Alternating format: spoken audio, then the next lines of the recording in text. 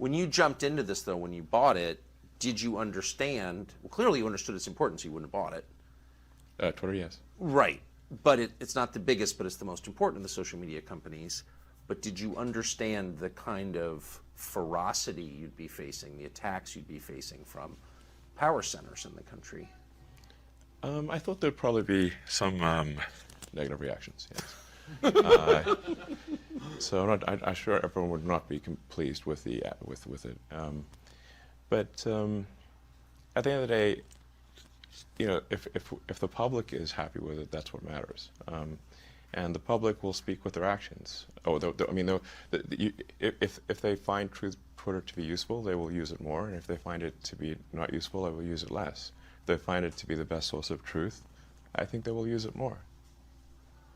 So that's my theory. And so even though, now there's obviously a lot of organizations that are used to having sort of unfettered influence on Twitter that no longer have that. Well, you stripped the New York Times of their badge this morning, and then you called them diarrhea. You called them. You did. I'm just quoting you. You described their Twitter feed as diarrhea. I said it was the Twitter equivalent of diarrhea. Okay, it's not literally diarrhea, but no, it's it's a metaphor, but an accurate one. So, I mean, if you look at the at NY Times Twitter feed, it's unreadable. It's like because what they do is they tweet every single article, even the ones that are boring, even ones that don't make it into the paper. So, so it's just nonstop, zillion tweets a day with no. They really should just be saying like, what are the top tweets? Yes. Like, what are the big stories of the day? I don't know. Put out like 10 or something. Some number that's manageable. As opposed to right now, if you were to follow NY Times on Twitter, you're going to get barraged with like hundreds of tweets a day. Yeah. And your whole feed will be filled with NY Times. So this is something I would recommend actually for all publications, which is for your primary feed, only put out your best stuff. Don't put out everything. You could have a second feed that is here's everything, but have your primary feed be here's our best stuff. If any media organization or individual just have don't put out hundreds of tweets a day. Just put out like 10 good ones, or 5 good ones, and if it's a slow news day, don't put out any. Maybe put out 1 or 2. Yeah. But don't try to say we're always going to put out 100 tweets, even if if it's World War III or a bicycle accident was the biggest news. It's got to be like news that it's got to you got to earn your play, earn someone's attention. Yes. So just in general, I kind of think I know a thing or two about how to use Twitter because I was the most interacted with account on the whole system before the acquisition. Before the acquisition closed. I didn't have the most number of followers, but I had the most number of interactions. And so I clearly know something about how to use Twitter. And so people should, listen to my advice, I think. People's attention is limited, so just make sure you put the stuff that's most important there. So because, you and people like you do interact on Twitter, it's obviously enormously powerful in shaping public opinion. It's where a lot of ideas and trends are incubated. Yeah. That's why you Absolutely. bought it. It's also a magnet for intel agencies from around the world. And one of the things we learned after you started opening the books is that they were exerting influence from within Twitter. I mean, it was absurd. Did you know that going in? No. So things like I have a.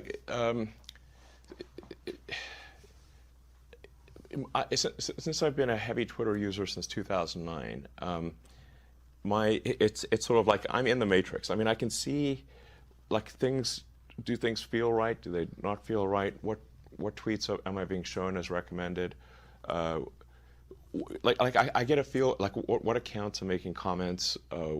Where are the comments eerily similar? Yeah. And then you look at the account, and it's just obviously a fake photo, and it's just obviously a bot cluster over and over again. So This is actually, so I started to get like just more and more uneasy about the Twitter situation. I mean, my initial goal was actually not to acquire Twitter.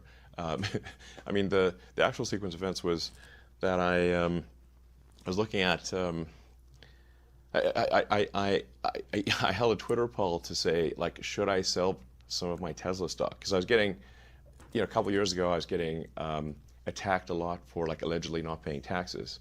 Now I've actually paid a tremendous amount of taxes. Now, there was one year I didn't pay taxes because I had overpaid taxes in the prior year. and when they had that like IRS leak BS, they knew that I had overpaid taxes in the prior year. But they said, oh, Elon Musk didn't pay taxes in 2017 or whatever it was.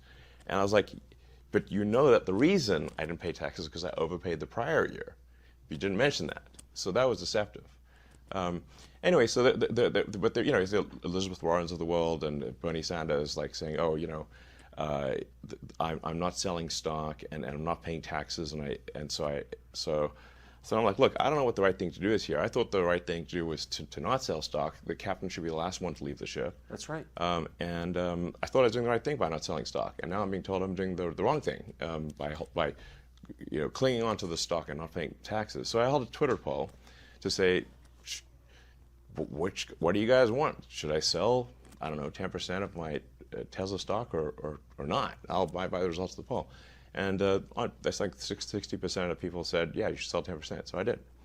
So then I had a bunch of cash, and I'm like, what should I do with this? At the time, the Federal Reserve rates were super low, so it's just like sitting in the, I guess the... Your checking account? Well, in the T-bill account, money market account, whatever. The whole banking thing is a whole separate subject. I know it's a little thing or two about finance. So then I'm sitting with this money in the account. It's earning less than the rate of inflation. So the rate of inflation is much higher.